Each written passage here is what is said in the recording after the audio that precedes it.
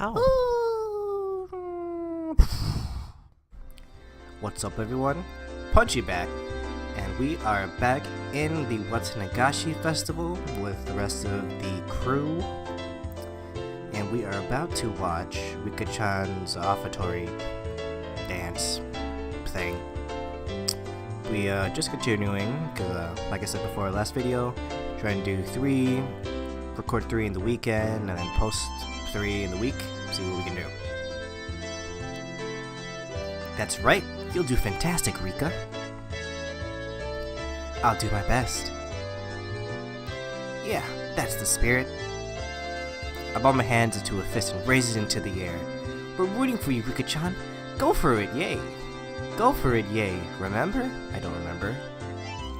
Go for it, yay. Rika-chan gave the best smile I'd ever seen, then pivoted on her heel and ran off. Okay, we should get going too. Right, let's go cheer her on. You mustn't. You must keep silent during the performance. I got it, jeez. I rubbed a hand through her hair. Oh, saying it like I'm telling her. She was worried about her good friend up to the end. Then we'd better hurry. All the good spots will be taken. Come on. Neon ran off, and everyone else followed a moment later. A large amount of people had already clustered into the tight space to watch the edifying dance. Wow. This is a lot of people. I turned around to look at everyone else, but nobody was there. Where did everyone go? They probably got lost among all the people. Finally, I spotted the back of Mian's head on the other side of the crowd. It definitely doesn't look like I can get over there. Well, we got separated. No big deal. We can just meet back up when Rika-chan's dance is over. I gave up on finding the others and wandered around, trying to look for a place where I'd be able to see better. It didn't take long for me to realize I'd have to settle for watching between the heads of people in front of me, though. Thump! Once again, an even louder taiko drum resounded. This one was to announce the beginning of the dance. I couldn't see very well, but it seemed like Rika-chan had come on stage with the elders, who were in priestly garb. I heard low exhalations of admiration. Exhalations. I don't know if I said that right. Of admiration, and the seniors rubbing their prayer beads in gratitude. Everyone's heads were in the way, and I couldn't see. It was really frustrating. We should have cut playing time short and come here to get good spots earlier. After Rika-chan intoned the prayer, she took the festival hoe and walked to a pile of quilts. Alright, it's the cotton thing, yeah. Quilts stacked on the altar. That's right. The point of the ceremony was to purify bedding and to hold the memorial service, wasn't it? Then the solemn offertory dance began.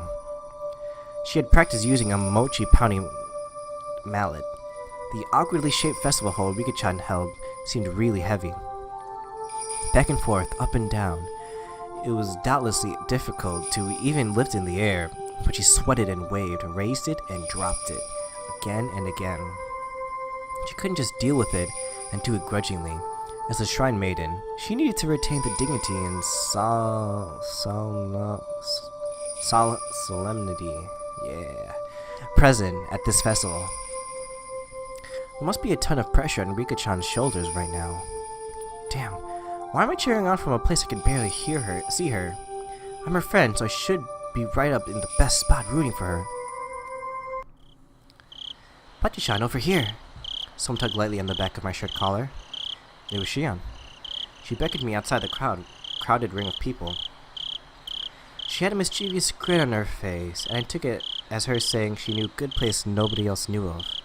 Shion, what's up? Shh. Just be quiet and come with me. After she told me so, she ran in a big detour around the throng. Man, it's great to have someone who knows the lay of the land here at times like this. Impressed though I was, I nearly lost sight of her right away. No more getting separated from me. I ran after her so that I wouldn't be left behind.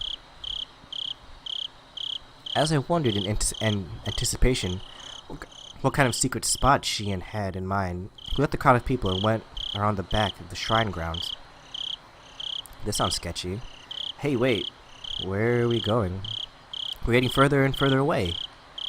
Shh. Just stay quiet and follow me. You'll understand soon. Shion gave me a wink that reminded me of Ian as she said that. No sign of people. Not much moonlight. It was dark. If I didn't know any better, I'd say we were about to be the killed victim. End of chapter 2. That's it. No. We had gotten pretty far away from the crowd of people on the shrine grounds. How are we supposed to see Rika-chan's dance from here? I see. There's some high spot around here, isn't there? Like a rooftop or somewhere we can look down at it, right? What? Why do we have to climb onto the roof? Well, how else are we supposed to see Rika-chan's dance? Did you really want to see Rika-chama's dance? Punchy-chan, could it be that your strike zone is really low? I don't think we're understanding each other right here. Weren't you going to show me somewhere I could see Rika-chan's dance from easily? What? Who made that promise? Ugh! What's going on? Why me? Why do I always misunderstand Shion? Is it my fault? Am I just reading the wrong things into it? Probably. Then why did you call me all the way out here? With an expression that indicated she wasn't fooling around, Shion pressed her middle index finger to my lips and said slowly and quietly, "This place is a dark, dead, empty spot. You can't see from the festival grounds, and now a male and female of the same age are all alone together." Well. Could this be? Shion, she's not playing something crazy again, is she? Shh. Look over there. See? Shion whispered, pointing to the dark underbrush. And there we saw two figures, one male and one female. What's that? Is that? Right at the scene of a rendezvous, of course. See, look closely. Can you tell who they are? I peered intently into the dark at Shion's suggestion. There's only one it could be. One pair, and yes, it is. Oh, it's Tomitake-san and Takano-san. Two of them were clearly breathing quietly and glancing around to make sure nobody knew they were there, as I crouched before the entrance into a wooden storehouse-like building. Wait, Shion, could this be what you wanted to show me? Punchy-chan, you can see Rika-chama's dance any year, but you won't even get another chance like this, okay? I thought the Sonozaki sisters each had their own personalities, but at times like this, they seemed all too similar. I'm going back. Don't call me for something like this again. If you move now, they'll see us. At our noisy argument, Takano suddenly turned around. Oh my, who might that be? We held our breaths and tried to wait it out. It seemed like Takano-san was now actually aware of our presence. She and I exchanged glances, then gave up and climbed out from behind the bush. Well, hello there. The moon sure is beautiful tonight, isn't it? My. If it isn't Shion-chan and Meibara-kun. Excuse me. Good evening. Yes, the moon certainly is pretty. What's this? Punchy-kun, you sure are smart, you know that? Having a secret date in a place like this? Then I guess we accidentally interrupted something important. You're the ones who were meeting up secretly. Tomitake-san and Takano-san laughed to themselves, and it got on my nerves for some reason. Wait, so you two weren't having a little rendezvous then? Of course we weren't. Though, I don't dislike that kind of romance. Hee. Unfortunately, this wasn't the location of a rendezvous either, of you would want to see. Sorry for not living up to your expectations. If this wasn't a rendezvous, then what were you doing? Tomitake-san, you were messing around with that padlock on the door just now.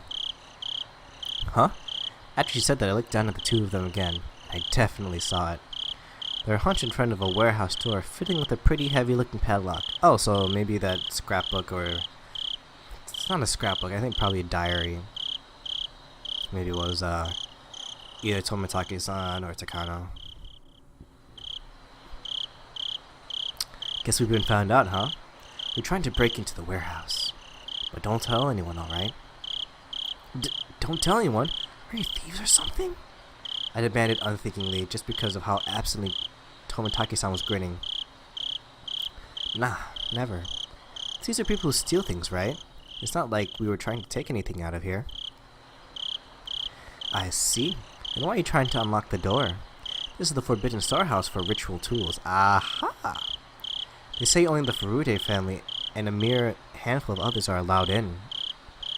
Forbidden storehouse? I took a few steps back at that and looked at the entire warehouse. It certainly looked like one, built removed from any signs of people, almost as if in secret. It was filthy. It looks pretty clean to me, revealing how little was ever opened. And it was built to be durable, giving a strange, overpowering impression. Now that I looked at it more closely, it's certainly different than normal warehouses. This place, they're called ritual implements. Also it is. Basically, this is a warehouse where they store such tools used in rituals. Well, more accurately, maybe it's a temple where the implements are enshrined. The ritual hole Rika-chan is using for the offertory dance was inside here until today. Of course, if anyone but the Furute family enters, they bring impurity into it. So absolutely no one is allowed a single step inside it. It's a sanctuary. Shouldn't we absolutely not be coming to a place like this then?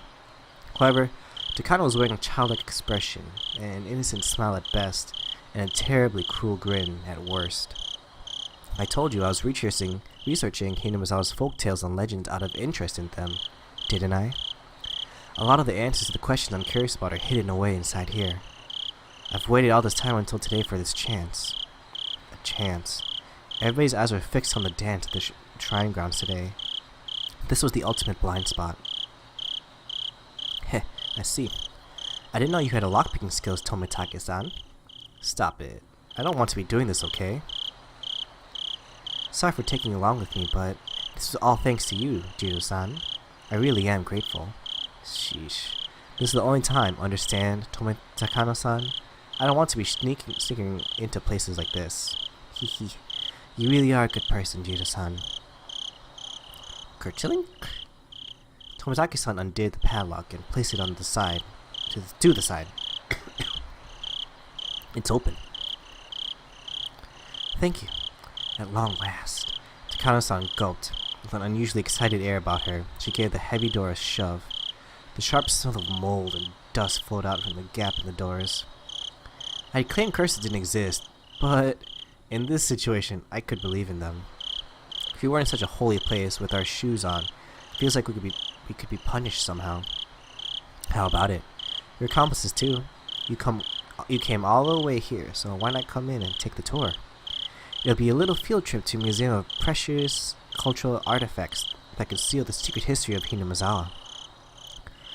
Y'all talking, but you guys gotta get in there, like, I mean, if they hadn't come in, it would have been, I wonder how it would have been. Would it still have been the same as the first chapter? And now it's only open today. We're not accomplices or anything. Aren't you interested though?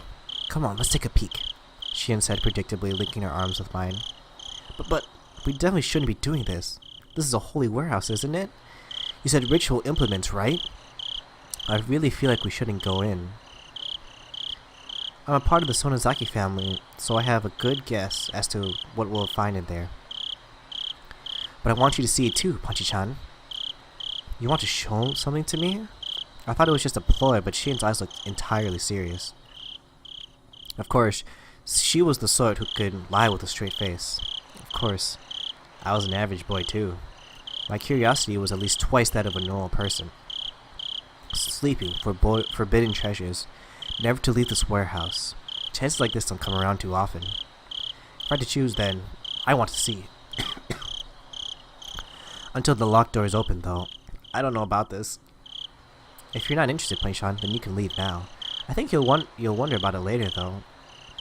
Tomitake-san spoke after listening to our discussion, himself having sat down the stairs to take a short rest.